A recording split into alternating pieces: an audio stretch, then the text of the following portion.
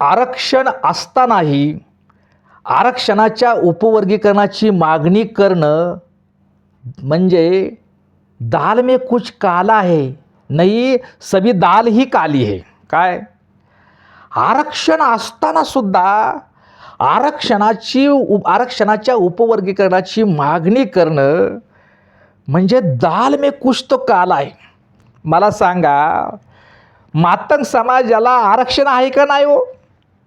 आता सध्या मातंग समाजाला आरक्षण आहे का नाही? आहे. मातंग समाजाचा SC मध्ये समाविष्ट आहे आणि SC म्हणून मातंग समाजाला आरक्षणाचा हक्क आहे. आरक्षणाच्या प्रतिनिधित्वाची संधी आहे. 13% आरक्षणामध्ये 13% आरक्षणाच्या स्पर्धेची संधी ही मातंग समाजाला आहे. म्हणजे मातंग समाजाला आरक्षण आहे. आणि मग तरीही सुद्धा आरक्षणाच्या उपवर्गीकरणाची मागणी करणं, आरक्षण नसताना आरक्षणाची मागणी करणं म्हणजे ठीक आहे, ते चालू शकतं. पण आरक्षण आहे, त्या घटनेमध्ये मातंग समाजाला आरक्षणाची तरतूद आहे. मातंग समाजाला SC मध्ये समाविष्ट केलेला आहे आणि त्या आरक्षण हा मूलभूत अधिकारामध्ये समाविष्ट महामानव डॉक्टर बाबासाहेब आंबेडकरांनी ज्या SC मध्ये मातंग समाजाचा समाविष्ट आहे ते SCचं आरक्षण महामानव डॉक्टर बाबासाहेब आंबेडकरांनी मूलभूत अधिकारामध्ये समाविष्ट केले. म्हणजे मूलभूत अधिकार असणारे आरक्षणाचा हक्क मातंग समाजाला पहिलेच आहे हो.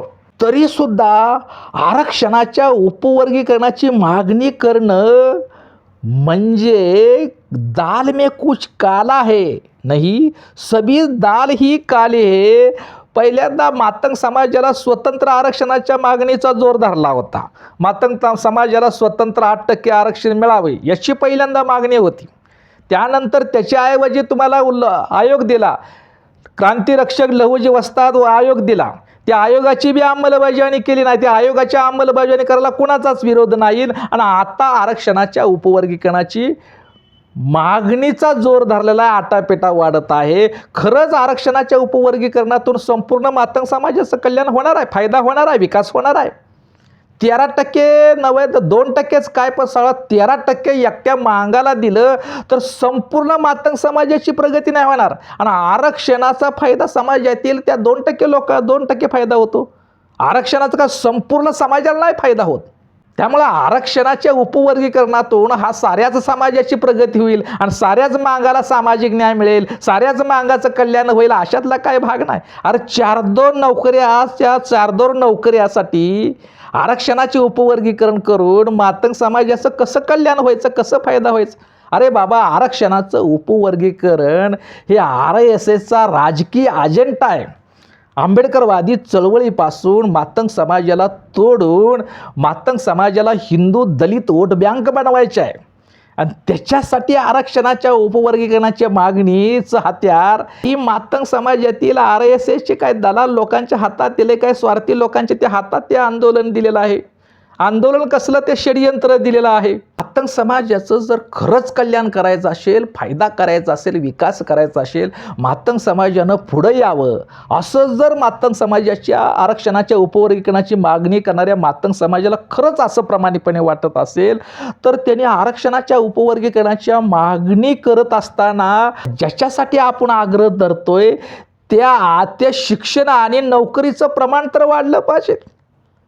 हा एक क्रांतिरक्षक लहुजी वस्ताद आयोगाची अंमलबजावणी करा. आहे आरक्षणाचा बॅकलॉग 100% भरावा आणि त्या बॅकलॉग म्हणजे 50% मातंग समाजाला विशेष संधी द्यावी. खाजगी शिक्षण संस्थेमध्ये मातंग समाजाला 100% विशेष संधी द्यावी. शिक्षण नोकरीमध्ये विशेष संधी द्यावी. खाजगीचं सरकारी नोकरीमध्ये रूपांतर करावं. खाजगी उच्च शिक्षणाचं सरकारीकरण करावं आणि यामध्ये मातंग समाजाला हिस्सेदारी मागावी, यामध्ये मातंग समाजाला विशेष संधी मागावी. ती मागणी करायची सोडून आरक्षणाचं उपवर्गीकरण त्याचीच मागणीचा जोर धरायला लागलेला आहे. अरे खाजगीकरणानं, कंत्राटीकरणानं आणि थेट भरतीच्या प्रक्रियेनं आरक्षण हा संपुष्टात आणलेला विषय आहे आणि संपुष्टात आणलेला आरक्षण हा विषय आणि या आरक्षणाच्या वरून आरक्षणाची उपवर्गीकरणाची मागणी करणं म्हणजे दाल में कुछ काला आहे, नाही सभी दाल ही काली आहे. बाबा आता आरक्षणाच्या एससीच्या 13% आरक्षणामध्ये योग्यता आणि संधी मिळवण्याची आणि यश प्राप्त करण्याची क्षमता आता मातंग समाजामध्ये वाढली आहे. काय एससीच्या 13% आरक्षण मिळवण्याची संधी आता मातंग समाज मोठ्या प्रमाणात घेऊ लागलेला आहे. एससीच्या आरक्षण मिळवण्याची संधी आणि क्षमता आणि योग्यता ही मातंग समाजामध्ये आता वाढत आहे. आणि असं असताना नेमकं याच वेळेला तुम्ही आरक्षणाचे उपवर्गीकरणाची मागणी करून तुम्ही का मातंग समाजाच्या लेकरा बाळाचं वाटोळ करायला लागलेलं आहे? काय आरक्षणाचं उपवर्गीकरणाची मागणी करणारे मातंग नेतेच मातंग समाजाच्या लेकरा बाळाचं वाटोळ करायला लागलेलं आहे, हे समजून घेणं गरजेचं आहे. आणि म्हणून आरक्षण असताना आरक्षणाच्या उपवर्गीकरणाची मागणी करणं म्हणजे दाल में कुछ काला है, नहीं दाल ही काली है. या काळी आरक्षणाच्या उपवर्गीकरणाची ही काळी डाळ मातंग समाज बंधूंनो, मातंगानो, ही काळी डाळ खाण्याच्या भानगडीत पडू नका. त्यातून तुमचा काहीच फायदा होणार नाही, हे समजून घेणं फार गरजेचं आहे. कारण ही आरक्षणाच्या उपवर्गीकरणाची ही काळी डाळ हे मिळणारही नाही आणि जर मिळाली तर ती खाताही येणार नाही.